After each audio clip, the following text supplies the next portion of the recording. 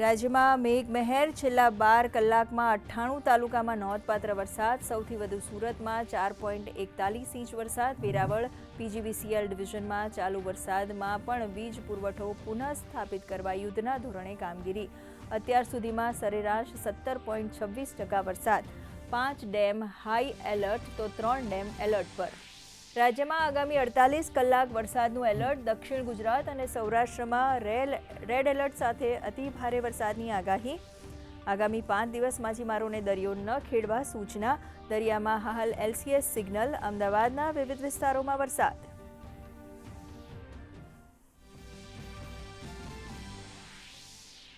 જમ્મુના કિશતવાડામાં મુશળધાર વરસાદને કારણે 540 મેગાવોટની જળ વિદ્યુત પરિયોજનાના વિસ્તારમાં તબાહી. તો મુંબઈમાં ભારે વરસાદથી જનજીવન પ્રભાવિત. મહારાષ્ટ્રમાં ભારે વરસાદને કારણે કેટલીક ટ્રેનો રદ. અટવાયેલા મુસાફરો માટે વલસાડથી બસની વ્યવસ્થા.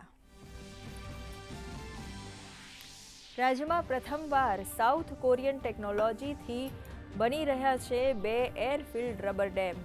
હેરણ નદી પરના ડેમનું 75%, તો અંબિકા નદી પરના ડેમનું 90% કામ પૂર્ણ. વધશે પાણી સંગ્રહની ક્ષમતા.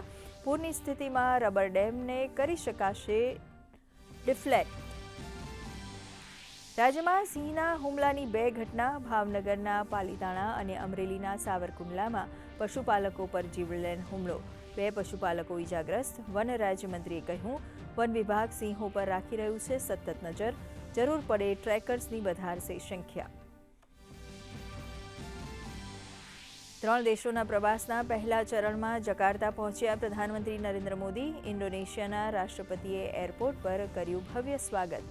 આપ્યું ગાર્ડ ઓફ ઓનર. આ યાત્રાથી ભારતની એક્ટ ઈસ્ટ પોલિસી અને મહાસાગર પ્રશાંત વિઝન બનશે મજબૂત.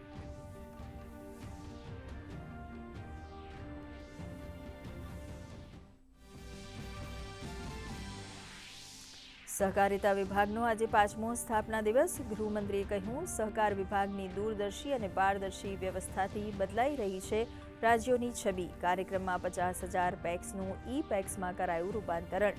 સહકારિતા ક્ષેત્રે ગુજરાતની કરી સરાહના. જનસંઘના સ્થાપક ડોક્ટર શ્યામા પ્રસાદ મુખર્જીની 125મી જયંતિ પર પ્રધાનમંત્રી મોદીએ પાઠવ્યો સંદેશ. ગૃહમંત્રી અમિત શાહે કોલકાતામાં આ પ્રસંગે 125 ફૂટ ઊંચી પ્રતિમાનું કર્યું અનાવરણ. તો મુખ્યમંત્રી ભૂપેન્દ્ર પટેલે તેમના તૈલચિત્રને અર્પણ કર્યા ભાવપુષ્પ.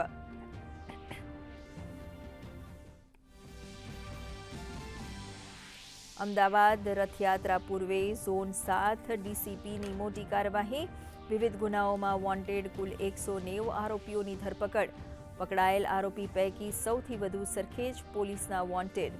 ઉત્તરાખંડ, મહારાષ્ટ્ર સહિતના જિલ્લાઓમાંથી આરોપીઓની ધરપકડ.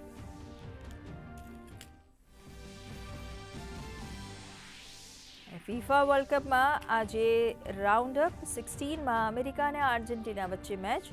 તો 5 વખતનું ચેમ્પિયન બ્રાઝિલ ફીફા વર્લ્ડ કપમાંથી આઉટ.